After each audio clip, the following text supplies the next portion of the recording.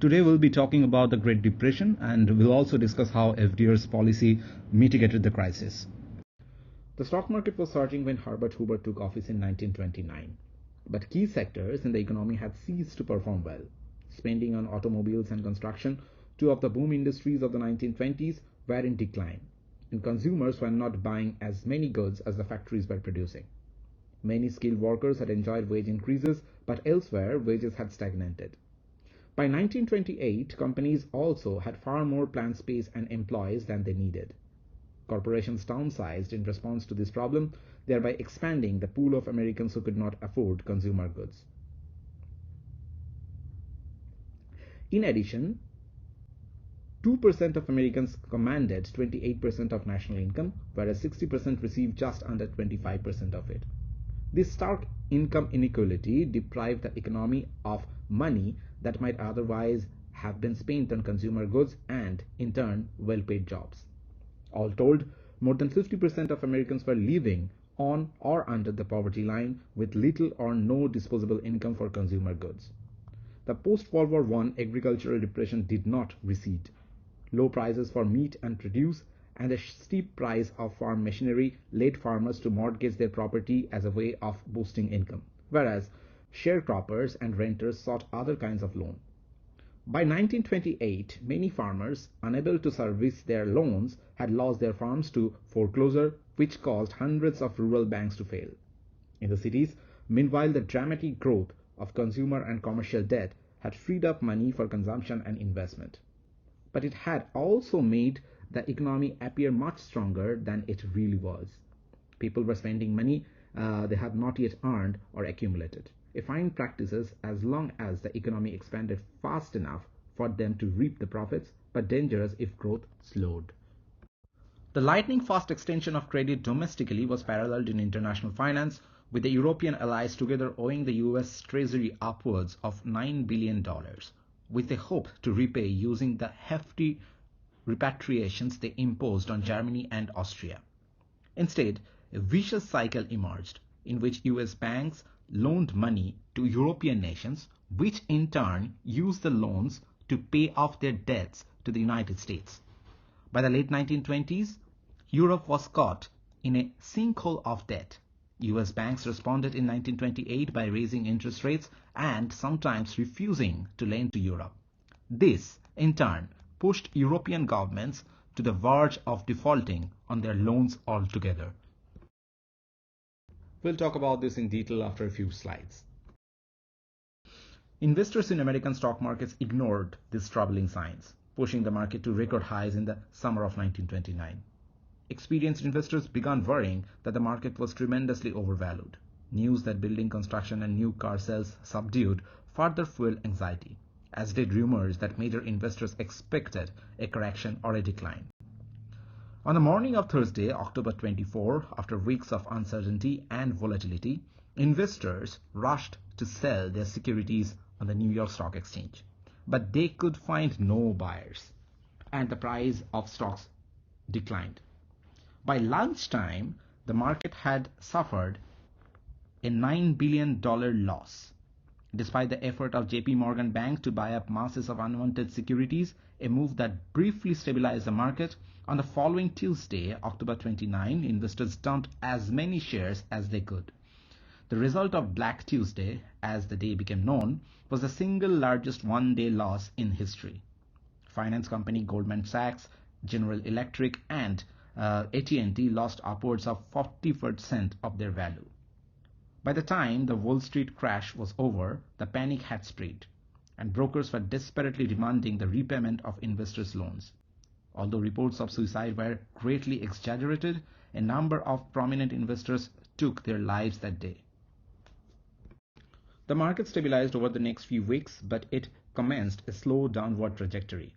Over the following 22 months, the Dow Jones Industrial Average would decline by an unprecedented 86%. In 1929, however, neither bankers nor ordinary citizens thought the panic was different from the devastating bust of past decades.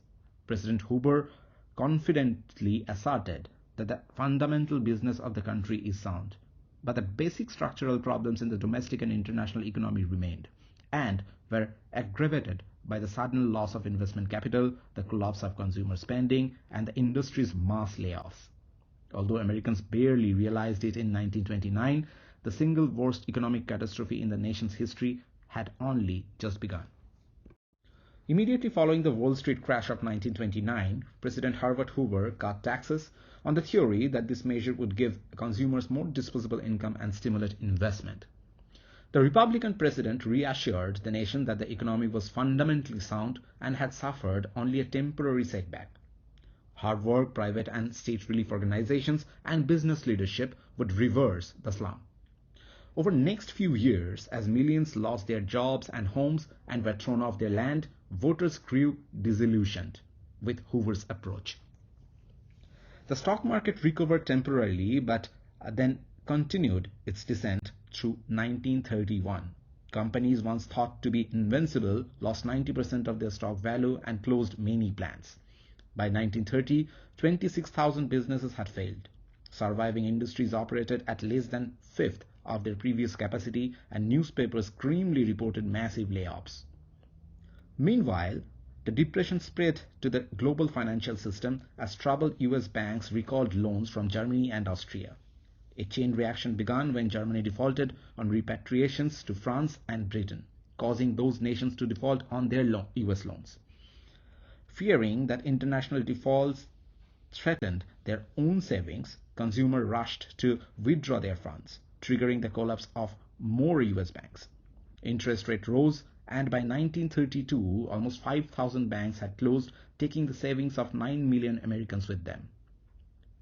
Although global in scale, the depression hit the US economy, less regulated than Europe's, especially hard.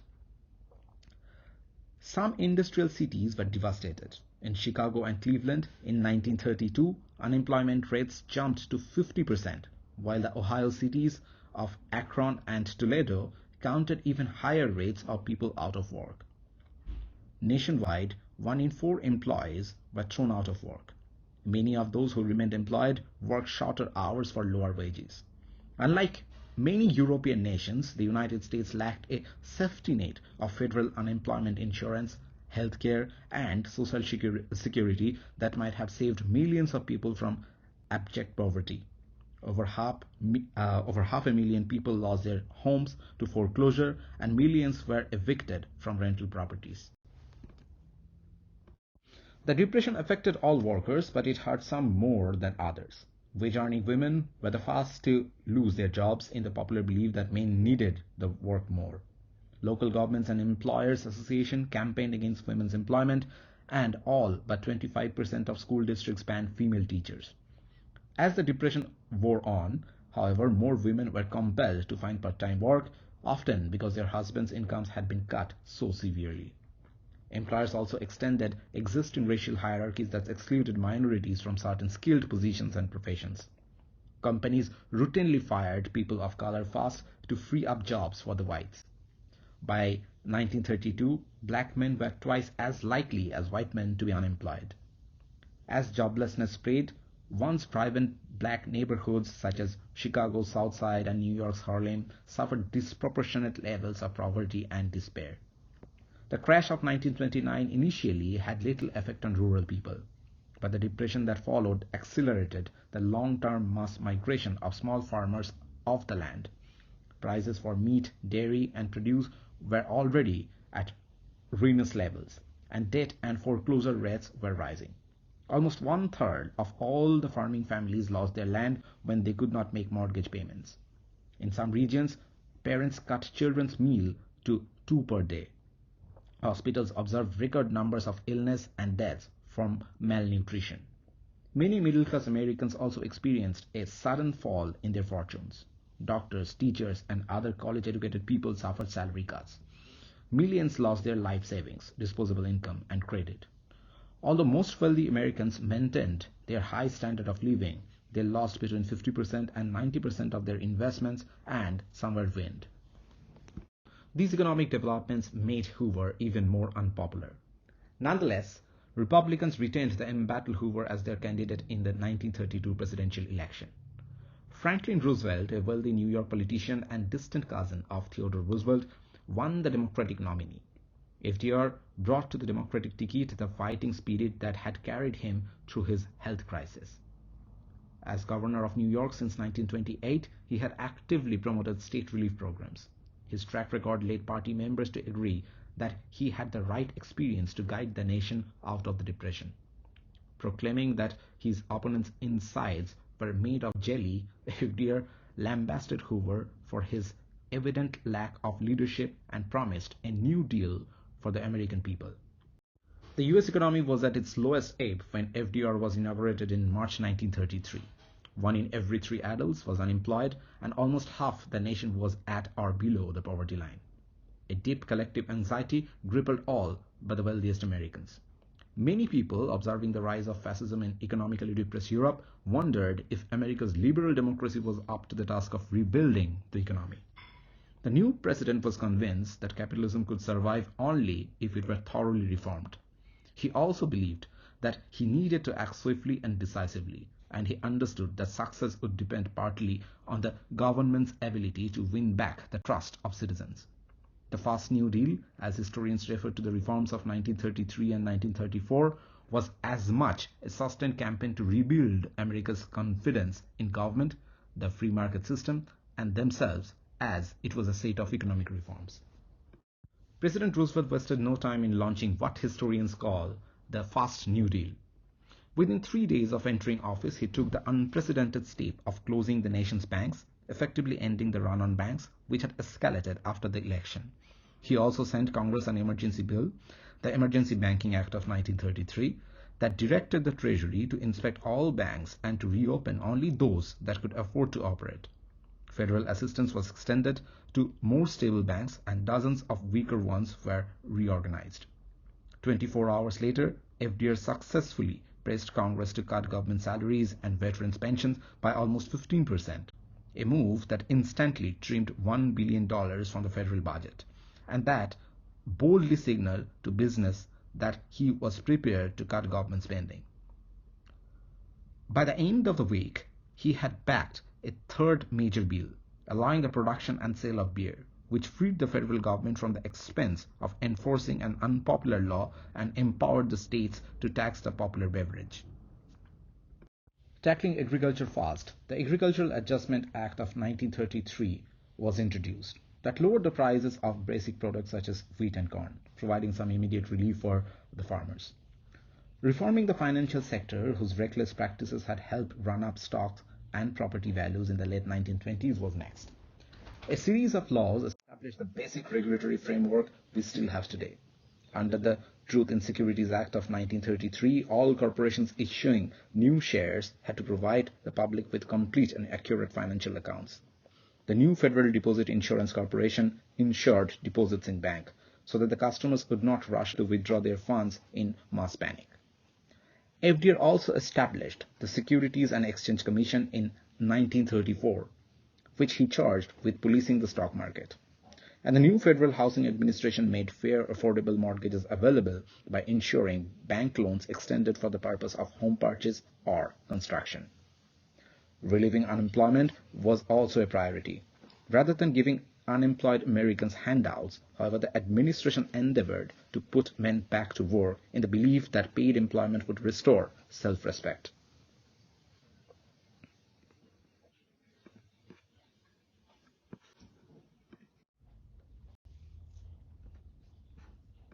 Under the new Federal Emergency Relief Administration, or FERA, the government established a series of massive new public employment schemes, many aimed at improving roads and other infrastructure.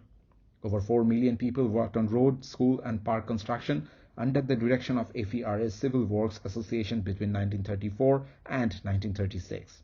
By 1937, the Civilian Conservation Corps, or CCC, was providing work and training for 600,000 young, mostly urban men in nation's park and wilderness areas, while thousands of unemployed women found forest nursery and other work in FERA's She camps.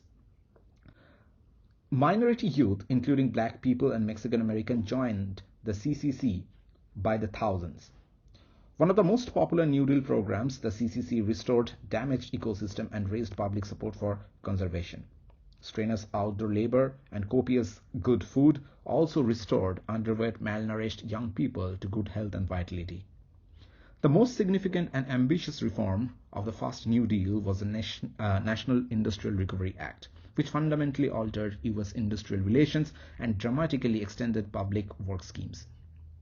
A compromise between the powerful business lobby and the Democratic Party's commitment to organize labor, the law authorized businesses to set prices for any given industry. It also guaranteed workers the right to join a union and to collectively bargain with their employers. Under the Act, the new National Recovery Administration, or NRA, worked with business to establish production codes that specified work hours, wage rates, and the quality and quantity of products for over 700 industries. Government, business, and labor came together to negotiate fair wages and prices. By the end of 1933, the government had invested $6 billion in over 13,000 federal projects and 2,500 local projects, which together employed over 5 million Americans. The sweep of these reforms, all undertaken in just 100 days, radically altered both the function and the reach of the federal government. Never in peacetime had the government taken such an aggressive and visible role in American life. Equally dramatic action unfolded in the long-dormant arena of Native American affairs. Under the Indian Reorganization Act of 1934, Congress repealed the Oppressive Dawes Act of 1887, ending the decades-old allotment system under which indigenous peoples' communal lands had been divided and privatized. Nations and other entities were encouraged to write their own constitutions and elect councils, which were authorized to administer communal lands. By 1940, over 160 native communities had participated. This Indian New Deal, as John Collier of the Bureau of Indian Affairs called it, also sought to preserve and promote Native American languages and arts and crafts. Over 85,000 indigenous men found war with the newly created Indian Division of CCC, and thousands more worked in other federal projects. The federal government allotted funds for healthcare, education, and agriculture. Although most Native Americans viewed the Indian New Deal positively, some, including the Navajo, were critical of what they saw as the government's misguided agricultural and soil preservation policies. By 1935, the first New Deal was under attack from all directions. Faced with a choice between reversing or extending reform, FDR chose the latter, launching a fresh wave of reforms that historians call the Second New Deal. In April of that year, he abandoned his conciliatory approach to big businesses and began publicly deriding the money classes, boasting that we have earned the hatred of entrenched greed. Such rhetoric implicitly drew on the populist tradition of suspicion towards large corporations and banks. It also implicitly acknowledged that millions of voters believed that the banks were an obstacle to prosperity. With an election year looming, FDR's decision to decry big businesses promised to earn back the support of disillusioned voters. The president also was genuinely convinced that the greater economic stimulation and the redistribution of a larger portion of nation's wealth to the American people were vital to rebuilding the economy. In a nod to the labor union's growing power, the first major reform of the Second New Deal was the Wagner Act of 1935, which provided that all non-agricultural workers could join unions and prohibited employers from firing or otherwise coercing workers who choose to do so. A non-partisan board would supervise union elections and enforce collective bargaining rather than merely allow it. The Social Security Act of 1935 provided that employers and employees would pay a tax into a general fund that would pay retired workers a pension. The same law also established the first direct federal assistance to the employed, imposing a tax on employers that funded compensation for anyone recently thrown out of work.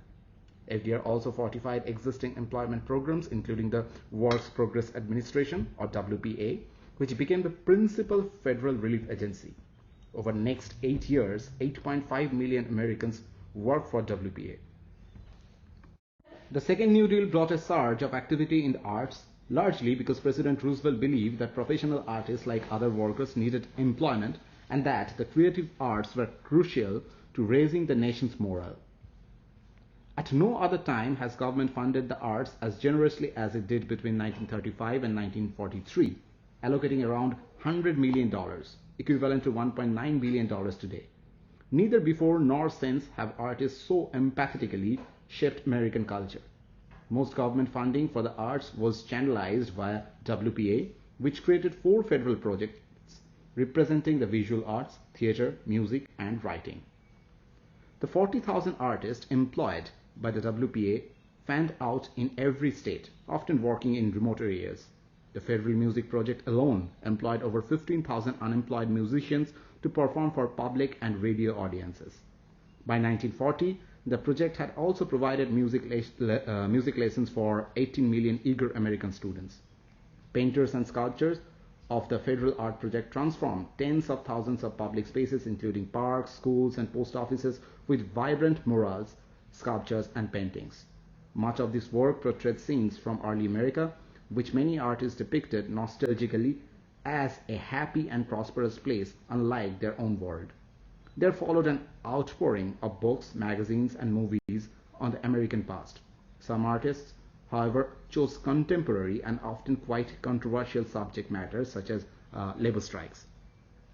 Although cities were the hub of American life, the nation was far from fully urbanized. Almost 2 in 5 people lived in rural areas, and in 1935, a record 33 million people made their homes on farms. Still, farming had been under siege since the agricultural recession of 1920s. The Great Depression accelerated the long-term rural exodus. To make matters worse, a severe drought struck in 1931, causing crop failure in every state but Maine and Vermont. The Agricultural Adjustment Act, or AAA, of 1933 was the first of many federal efforts to relieve farmers and reconstruct the farming sector. It sought to raise prices and farmers' incomes by paying farmers to plant 1/3 fewer acres and raise 1/3 fewer animals. All farmers qualified for this program, which was funded by a consumer tax on processed food. Farmers killed 6 million pigs and destroyed tens of millions of acres of grain and cotton crops in the first year to meet the law's requirements. Opponents ragged at the slaughter of the little pigs, but the scheme raised and stabilized prices, saving many farmers, at least at first. Unfortunately, the AAA had unintended consequences. Paying farmers to destroy crops left many growers, particularly tenant farmers and sharecroppers, without a lasting source of income. Landlords often took the subsidies for themselves and used the money to replace sharecroppers and tenant farmers with the latest mechanical plows, harvesters, and tractors. By 1936, hundreds of thousands had been thrown off the land, and sharecropping and tenant farming were all but extinct. After the Supreme Court ruled the Agricultural Adjustment Act's food tax unconstitutional in 1936, the new Farm Security Administration, or FSA, helped tenant farmers purchase land. But the program was underfunded and did little to stunt farmers' migration. All told, more than 3.5 million Americans had left their farms by 1940, returning almost 10 million acres of farmland to nature. Most moved locally, but over 1 million headed to agricultural golden state of California, boosting that state's population by more than 20% in just a few years. By the late 1930s, the New Deal experiment had generated new ideas about government, society, culture, and even capitalism itself. So-called New Deal liberalism sought to use federal government to mitigate the worst excesses of free market capitalism and to temper its boom and bust cycles. Widely popular, New Deal liberalism nevertheless struck some Americans as still too limited in scope. A loose coalition of leftists offered an alternative vision of the United States as a diverse country in which all people were free and equal, and where government guaranteed everyone a free education, healthcare, and the basic necessities of life. For others, particularly Republicans, the southern wing of Democratic Party, and some industrialists and financial elites, the New Deal was a dangerous power grab by government. To conclude, it can be said that the New Deal did not end the Depression, but it did relieve the suffering of tens of millions of people and create enduring changes in American politics, life, and culture. It also vastly expanded the reach and capacity of the federal government. Before 1933, the federal government had been relatively weak in peacetime. Its principal arenas of action had been interstate commerce and foreign policy. It lacked the administrative and financial capacity to respond effectively to the unemployment, poverty, and distress that overwhelmed so many Americans after 1929. Although some progressive era reformers had envisioned a far more hands-on role for federal government, it took the Great Depression and President Roosevelt's experimental relief programs to kindle popular support for active government. In 1939, it was by no means obvious that the New Deal would have a lasting legacy, whether negative, positive, or both. What was clear in the wake of Germany's recent invasions of Czechoslovakia and Poland was that the forces of fascism were on the march and that the world was on the verge of another catastrophic global war.